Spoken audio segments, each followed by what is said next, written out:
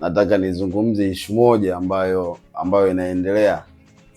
Unajua juzi kati hapa Mheshimiwa Rais ameenda kwenye eneo ambalo wafungwa wanafanya shughuli zao au wanatumikia adhabu zao. Sisi kule gerezani, maeneo ya kazi wafungwa wanapoenda kufanya huwa tunaita genge. Ukisikia genge ni eneo la kazi ambalo mfungwa anatumikia adhabu yake pindi anapokuwa gerezani. Kwa hiyo kuna genge kuni, kuna genge kushona, kuna genge kumaliza, magenge kibao tu ya kutosha. Kama mimi wakati niko kule nilikuwa kwenye genge la sheria. Nilianza kwenye genge la ualimu, kutoka kwenye genge la ualimu kaingia kwenye genge la sheria.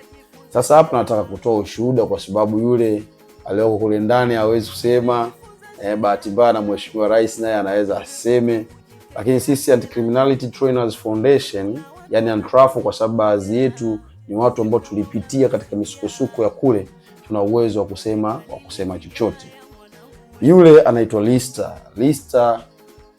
Sio kweli kama watu mnavomzushia kwamba ni watu wa usalama wa taifa ndio wamekutana na rais, watu wamepangwa, ni askari wenzao, sio nini, na maneno mengi tu kwamba haiwezekani mfungwa akawa amependeza, haiwezekani mfungwa akawa hivi akawa vile.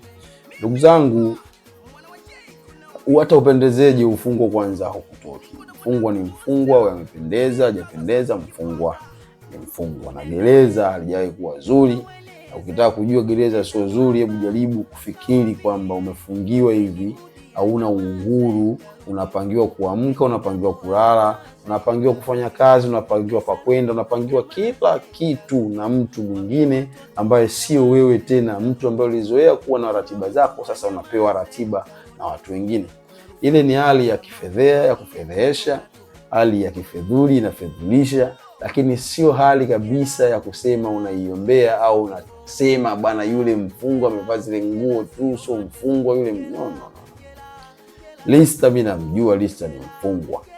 Kama nilivyowaambia, nilikuwa kwenye benchi la ualimu. Nilipoingia mimi katika gereza la Ukonga, nilikuwa miongoni mwa walimu wa shule ya pale Ukonga ambao tunawafundisha wafungwa wenzetu namna ya kuweza kujua elimu, yani elimu ya la kwanza mpaka la 7, lakini form 1 mpaka form 4.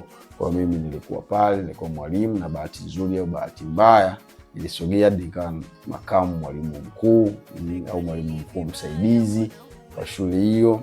Lakini baadaye nikatolewa nikaingizwa kwenye benchi la sheria. Kwa hiyo mimi nilikuwa nafundisha civics pale. Ni somo ambalo nilikuwa nalipenda kwa sababu tunajua civics ni uraia. Kwa hiyo nilitumia kwa muda mrefu sana kufundisha mambo mengi sana kwa vijana, hasa kuzijua sheria, kujua haki zao. Hichi ninachoendelea kukifanya hapa pia, namna gani pia wanaweza kujitetea, namna gani waepuke matatizo pindi watakapopata auheni ya kuja uraiani, kwa sababu misamaha inaweza kumrudisha mtu uraiani hata kama amefungwa maisha. Kwa hiyo ndugu zangu, msiwakatie tamaa ndugu zenu walioko magerezani. Msiwakatie tamaa, wanapendeza, wanaweza kupendeza, unaweza ukawajali, unaweza ukawafikia wakiwa kule kwa namna kwenda kuwasalimia, kuwasabai, kuwapelekea pia mahitaji, wakawa wanang'aa. Mseme tu mfungwa anatakiwa amepigika, mfungwa hawezi kung'aa. Hiyo sio kweli. Mfungwa anaweza kung'aa kama anakumbukwa na ndugu zake. Kwa hiyo Lista ni mfungwa. Lista alikuwa mwanafunzi wangu, na naweza kudiriki kusema ni mwanafunzi ambaye alikuwa anapenda kusoma, kwa sababu alikuwa na malengo na elimu ambayo alikuwa anataka kuipata. Kwa hiyo alikuwa anasoma kwa bidii. Kuna nyakati walikuwa wanakuja wanafunzi wawili tu darasani tunasoma, akiwemo Lista. Hajai kutuangusha kwenye wanafunzi wake. Na magereza kweli ni watu wa urekebishaji, watu wa fursa, watu kusoma, watupa fursa watu kusomeshana. Hajai kutuzuia, kutunyima hiyo haki, kwa sababu tupo au watu wapo kule magerezani kwa ajili ya kurekebisha, rehabilitation. Kwa hiyo kuna mambo pia aliyazungumza Lista ambapo na mimi labda niguse kidogo kuongezea nyama, kwa sababu ya nafasi yake ilikuwa ndogo. Mimi niseme kuna jambo amelizungumza, wafungwa wanapotoka magerezani wananyanyapaliwa. Matokeo yake wanakosa vitu vya kuwakimu kiuchumi, kwa sababu ana mahitaji. Anatoka gerezani lakini ana mahitaji, ni binadamu, anahitaji kuishi, anahitaji pa kulala, anahitaji kuvaa, anahitaji kula, anahitaji kila kitu ambacho mtu mwingine anacho kwenye uhuru. na yeye mfungwa anakihitaji. Lakini kwa bahati mbaya unapotoka unaonekana kama wewe ni mhalifu, mtu unayepaswa kutengwa na kunyapaliwa. Haya ndio baadhi ya mambo ambayo yanapelekea wafungwa kurudia vitendo vile vya kifedhuli kwa kuweza kujipatia chochote, kwa sababu kwenye network tena ya kujitafutia kihalali hawapo, na kuzingatia wengine huwa mara wameingia kule sio kwa bahati mbaya, wameingia kwa hiyo walikuwa wanafanya matukio ya kihalifu, lakini wamefanyiwa urekebishaji. Sasa wanataka kuja kurudi kwenye jamii ili wajiunge na jamii wakiwa watu wema, lakini matokeo yake jamii inawakataa, inawatenga. Ikiwatenga inawarudisha na inaliongeza ile kundi kuendelea kwa kubwa. Kwa kama jamii tunapaswa kuanza kujiweka katika mazingira ya kuwapokea watu hao wanapotoka magerezani na kuwaendelezeshea pale ambapo magereza wamewatengenezea. Lakini pia nitoe rai kwa magereza, kwa sababu na mimi nilikuwepo kule, hasa wao ndugu zetu wanaoshona. Unakuta mnawapa ujuzi nusu nusu ama vipande vipande. Mnampa ujuzi mtu kwenye kushona, mnampa ujuzi yeye anakuwa anakata tu.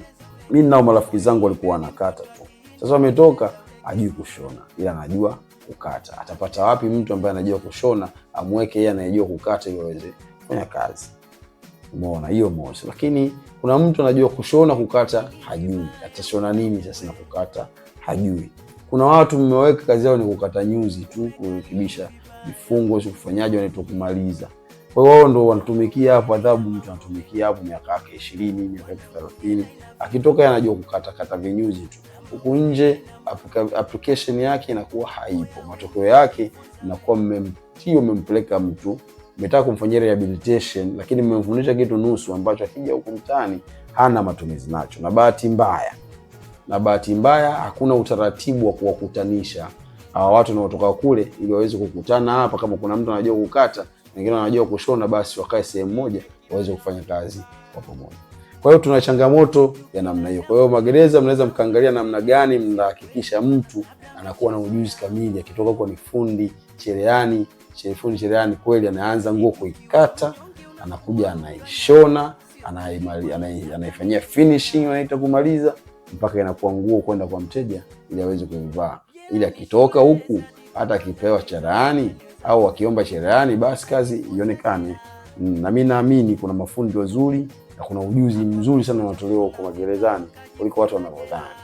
Ni sehemu salama salmini, lakini sio sehemu nzuri ya kwenda, wala msiombe kwenda, wala msijaribu kufikiria hata kwenda. Kwa hiyo ile lista ni mfungwa kama wafungwa wengine, na wote wale ni wafungwa wengine. Tuache propaganda za kisiasa kuziingiza kwenye mambo ambayo ya msingi. Magerezani watu wanateseka kila kukicha.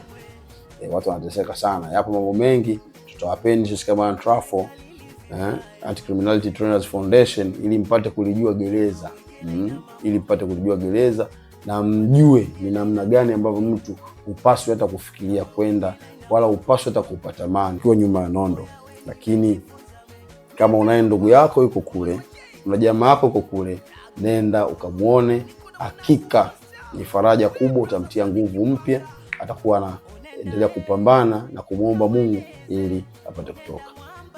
Mimi naitwa Sadiki Ramadhani Bwanga, ni katibu mkuu wa Antrafo, Anti-Criminality Trainers Foundation, ambao tumejitolea sisi kuwafundisheni na kuwapa elimu inayohusiana na mambo yote ya jinai, yani haki jinai.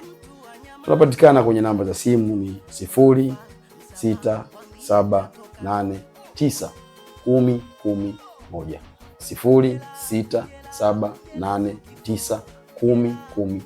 Kama una jambo lolote wewe usisite, tuulize, tutakujibu papo kwa papo. Lakini kama kuna mengine ambayo tunaamini kwamba na jamii nzima inapaswa kuyajua, inahitaji kuyajua, tutakutana kwenye kipindi kama hivi na tutakuwa tunayatoa kidogo kidogo. Tuulize chochote kinachohusiana na gereza. Asanteni sana na karibuni sana. Tuendelee kuwa pamoja, tuendelee kushikamana, tuendelee kupata elimu, tuendelee kupunguza makosa ya kijinai katika jamii, ili jamii yetu iwe salama salmini, na tutunze amani ya taifa letu. Alamsik.